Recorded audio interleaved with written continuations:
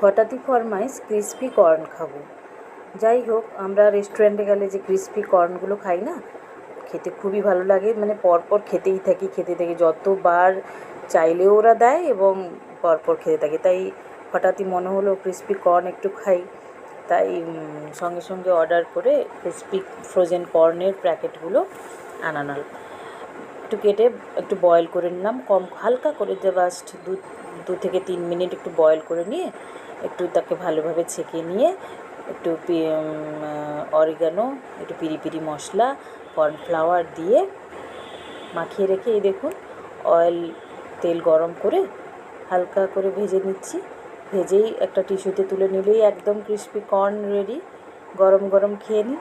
সঙ্গে একটু কাঁচা লঙ্কা, কাঁচা পেঁয়াজও দিতে পারেন, আর অবশ্যই বাটারও দিতে পারেন। ভালো লাগলে লাইক করবেন। Thank you.